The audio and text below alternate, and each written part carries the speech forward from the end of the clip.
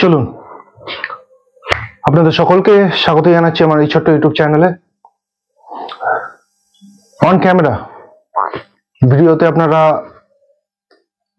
যে মুসলিম সম্প্রদায়ের কিছু ভাইদেরকে দাদাদেরকে দেখছেন, আমার গুরুজনদের দেখছেন, ভালো লাগছে। অবশেষে পশ্চিমবঙ্গের মুসলিম সম্প্রদায় কিছু সংখ্যক মানুষ বুঝতে পারছে কিছু রাজনৈতিক দলে কেরামতি এবং খেলা।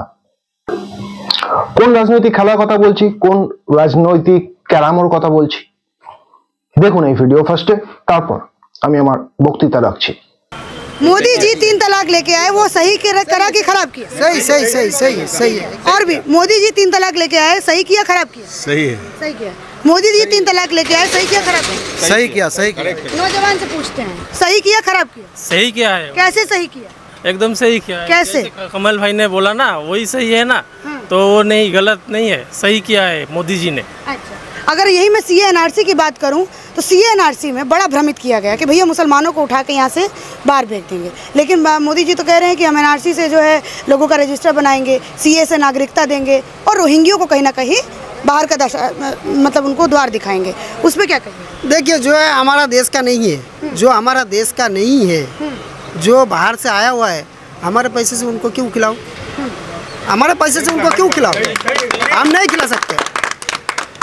मैं मेहनत किया और बाहर से कोई आके मेरा जो है घर में घुस के खाना चाह रहा है तो हम उसको आप देंगे? आपके घर में कोई है, मैं अगर आपके घर में जबरदस्ती घुस के आपके खाना खाना चाहूँगा, आप देंगे खाना खाने? वोट देंगे तो शायद दे देंगे, दीदी इसीलिए देती है। नहीं नहीं नहीं नहीं नहीं, हम नहीं देंगे, हम नहीं देंगे। हम चाहते एनआरसी हो, हम चाहते सीए हो, क्योंकि हमको क्या डर है? कुछ डर नहीं है। क्यों है? कागज है, कागज है। कागज से क्या मतलब है? हमको जाना तो 3.5 हाथ के अंदर, कागज से क्या मतलब है? हमारा तो सीए एनआरसी पहले से अल्लाह बना के रख दिया। लेकिन यही बोल के तो डराया गया मुसलमानों को कि कागज मांगेंगे। कागज मान लीजिए आपका कहीं बाढ़ में बह गया, अम्फान आया गया तो उड़ गया, तो अगर फिर आप कागज नहीं दिखाएंगे तो आपको बाहर का रास्ता दिखा देंगे। यही बोल के तो डर दे रहा है। ये देखो राजनीति हो रहा है, ये डरावा का राजनीति हो रहा है। ये इससे जो डरने वाला है वो डर जाता है, जो कमजोर दिल वाले हैं ना वो डर जाता है। हम डरने वाले नहीं है। अच्छा भैया, आप कमजोर दिल के हैं क्या? अगर जैसे सीए एनआरसी के समय बड़ा डराया गया, ठीक है, बड़ा बोला गया कि मुसलमानों को बाहर निकाल देंगे, ये भाजपा जो सरकार है मुसलमानों को बाहर निकाल देगी, क्या कहिएगा? डर लगा के ये गलत है, गलत इन्फॉर्मेशन पहुंचा रहा है तृणमूल का वो गुंडा लोग, घर घर जाके गलत पहुंच रहा है। सीए एनआरसी हमको चाहिए, जो 2014 के अंदर इधर जो पहले से रहा है वो यहाँ रहेगा, जो 2014 का बाद में आया है वो लोग बाहर का लोग, उसको जाना पड़ेगा अपना घर। अच्छा, रोहिंग्या को हम लोग यहाँ रह नहीं रहते हम इंडिया में। अच्छा, लेकिन रोहिंग्या को दीदी बड़ा प्रेम करती हैं, बड़ा प्रेम करती हैं दीदी, क्योंकि वो एक वोटर्स हैं उनके, तो इसी वजह से रोहिंग्या को बड़ा प्रेम करती हैं। रोहिंग्या भी मुसलमान है, आप लोग भी मुसलमान हैं, क्या कहना चाहेंगे? वो रोहिंग्या क्यों बना? रोहिंग्या क्यों बना? ये राष्ट्र संघ, इसका जो है राष्ट्र संघ जो है वो इसका खिलाफ क्यों नहीं रुका हुआ है? क्यों नहीं इसके खिलाफ बात कर रहे हैं? बांग्लादेश में 10 लाख है, उनको कौन खिला रहा है? बांग्लादेश तो नहीं खिला रहा है, नहीं, राष्ट्र संघ खिला रहा है। सारा दुनिया के जो है जितने भी राष्ट्र है सब ने पैसा देके इनको खिला रहा है। फिर हमारा देश में जो रह रहे हैं उनको कौन खिला रहा है? हम खिला रहे हैं। क्यों खिलाए? क्यों खिलाए? इसका जवाब तो दो। क्यों खिलाए इनको? क्यों रहने दे हमको? हमारे घर में क्यों रहना? अतिथि है, ठीक है, 1 दिन 2 दिन 5 दिन, उससे ज़्यादा नहीं है। आपके घर में मेहमान जाते सालों साल रहते क्या? नहीं रहते ना, बहुत ज़्यादा तो 1 महीना। ठीक, आप मेहमानदारी करते। लेकिन दीदी ये जो वोट बैंक की राजनीति करती है, रोहिंग्या को वोट के लिए बड़ा पसंद करती हैं, उन इस मुद्दे पे क्या कहेंगे? पहले तो मुसलमान को प्यार करता था, खुदा हाफिज अल्लाह हाफिज ये बहुत करता था, अभी तो हिंदू में चले गए। हिंदू ने भी उसको निकाल दिए क्योंकि पसंद नहीं किया, क्योंकि उन्होंने मुझे तो ये डाउट है कि वो हिंदू है या मुसलमान है, क्या है, हमको भी समझ में नहीं आ रहा। ये तो हिंदू को भी डाउट है कि दीदी बनर्जी लगाती हैं, पंडित हैं भी कि नहीं है, उस पर भी बेचारी को गोत्र बताना पड़ा। और आप भी ये बात कह रहे हैं कि दीदी हिंदू या मुसलमान, दीदी कहीं की ना रही, ना हिंदू की रही ना मुसलमान की रही। रोहिंग्या तो है। তো দেখলেন এবং শুনলেন, সত্যি কথা বলতে ভালো লাগছে যে অ্যাটলিস্ট যেটা সত্য, আমাদের পশ্চিমবঙ্গে মাইনরিটি সম্প্রদায়ের লোকেরা, অর্থাৎ এই মুসলিম ভাইরা, দাদারা বা আমার গুরুজনেরা বুঝতে পারছে যে হোয়াট ইজ সিএ আর হোয়াট ইজ এনআরসি, এবং এই দুটো জিনিসকে নিয়ে পশ্চিমবঙ্গে বিশেষ করে অন্যান্য স্টেটের তুলনায় বেশি করে যে রাজনীতি হয় সেটা বুঝতে পারছে। এটা পান্ডুয়ার অংশ, মানে ভিডিওটা যে আপনাদেরকে দেখালাম এটা পান্ডুয়ার কিছু মানুষ। দেখুন, সামনে পশ্চিমবঙ্গের বিধানসভা 2026-এর ভোট। আবারও বিভিন্ন রাজনৈতিক দল, কোনো রাজনৈতিক দল সিএএ এবং এনআরসি আবার প্রচার করতে শুরু করে দেবে, কোনো দল বিরোধিতা করতে শুরু করে দেবে। এই 4 বছরে কোনো সময় এই নিয়ে চেঁচামেচি হোক বা নাই হোক, ভোটের ঠিক 1 বছর আগে থেকে এটা যে শুরু হয়ে যাবে, আমি শিওর অ্যাবাউট দ্যাট। আর এটাও দেখে ভালো লাগছে এই ভিডিওতে যে কিছু রাজনৈতিক দল পার্টিকুলার আমাদের দেশের বিজেপি সরকারকে বা বিজেপি দলটিকে মুসলিম বিরোধী বলে কিন্তু একটা কথা চালায়, যে এই দলটি হলো সম্পূর্ণ মুসলিম বিরোধী, এবং যা সত্যি নয়।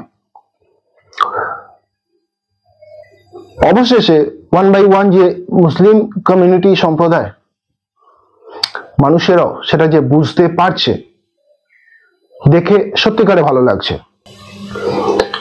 শুধু সিএ এনআরসি নিয়ে দরাজ সার্টিফিকেট দিচ্ছেন আমাদের প্রধানমন্ত্রী নরেন্দ্র মোদীকে, এর পাশাপাশি 3 তালাক নিয়েও কিন্তু দরাজ সার্টিফিকেট কেন দিচ্ছে, তো আপনারা এই ভিডিওটা দেখলেন, বুঝতে পারলেন যে 3 তালাকের ব্যাপারটা কি ছিল এবং কোন জায়গাটাতে,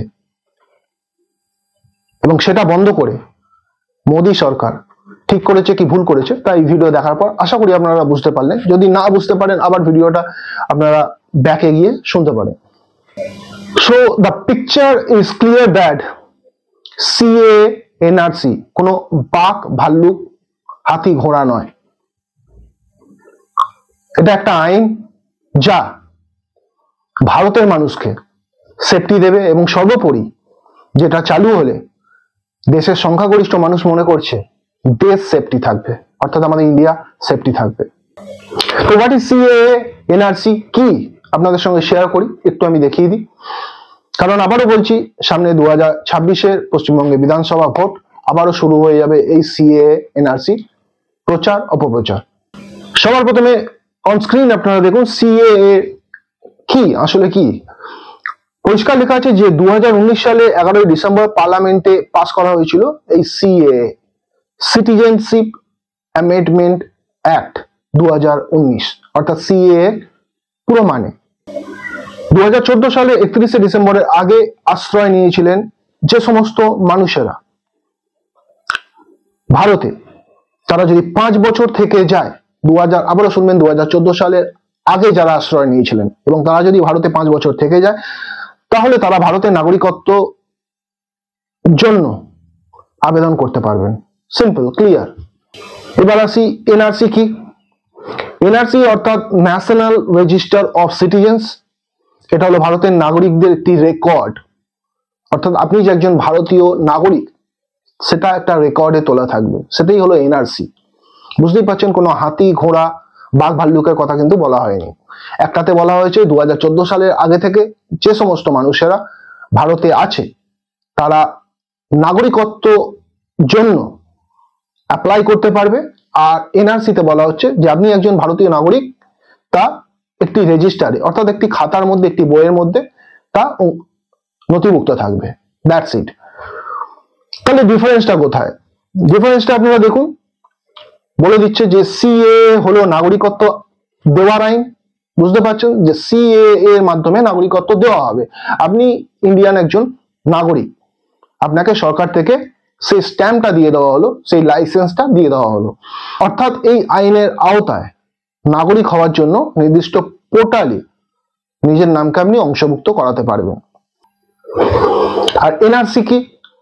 এনআরসি হলো অবৈধভাবে যারা ভারতে রয়েছেন তাদের বাদ দিয়ে নাগরিকদের তৈরি নথি। অর্থাৎ এনআরসি হলো যারা অবৈধভাবে আছে তাদের কাছেই এইটা কিন্তু বাঘ, ভাল্লুক, সিংহ, ঘোড়া, হাতি, ছাগল, যা খুশি বলুন না কেন, যারা অবৈধভাবে ভারতের মধ্যে ঢুকে আছে বাইরের দেশ থেকে, তারাই বেশি টেনশন নেবে এই বিষয়ে, ঠিক আছে? অবৈধভাবে কেনই বা ভারতে থাকবে? তাতে তাতে সবচেয়ে বড় ক্ষতি কাদের হচ্ছে বলুন তো? যারা ভারতের সত্যিকারের নাগরিক, তাদের কিন্তু অসুবিধা হচ্ছে। তাদের রোজগারের ভাগটা কিন্তু ওই অবৈধভাবে যারা ভারতে ঢুকে আছে তারা থাবা বসাচ্ছে ধীরে ধীরে। ফলে আমাদের জীবনযাপন চালাতে কিন্তু কষ্টকর হয়ে যাচ্ছে। ভিডিওর মধ্যে আপনারা পরিষ্কার শুনলেন, খুব সুন্দরভাবে মুসলিম ভাই যিনি আছেন তিনি এক্সপ্লেন করেছেন, এত সুন্দরভাবে তিনি এক্সপ্লেন করেছেন যে আমার আর বোঝাবার কোনো প্রয়োজন নেই। তো এই ভিডিওটি হঠাৎই আপনাদের সাথে শেয়ার করলাম, এই ভিডিওটি বানালাম, প্রয়োজন মনে করলাম যে সামনে 2026 বিধানসভার ভোট, আর তার আগে যথারীতি আবার খেলা চালু হয়ে যাবে এই সিএএ এবং এনআরসি নিয়ে। তো উচিত মনে করলাম যে সবার সাথে একটু শেয়ার, আপনারাও ভিডিওটা লাইক শেয়ার করবেন, কারণ আপনাদের লাইক শেয়ার হলে ভিডিওটা আরো 10 জনের কাছে পৌঁছে যাবে। যারা এখনো পর্যন্ত সিএএ এনআরসি নিয়ে বুঝতে পারেনি, তারা এই ভিডিও দেখার পর কিছুটা বুঝতে পারবে। তো এই ছিল আজকে গুরুত্বপূর্ণ আপডেট, আপনাদের সঙ্গে শেয়ার করলাম। ভালো লাগলে আবারও বলছি লাইক শেয়ার, আর এরকমই আপডেট পাওয়ার জন্য আমাদের চ্যানেলকে সাবস্ক্রাইব করে আমাদের পাশে থাকুন। দেখা হচ্ছে আগামীকাল একটি নতুন ভিডিও নিয়ে। ভালো থাকবেন, সুস্থ থাকবেন, নমস্কার।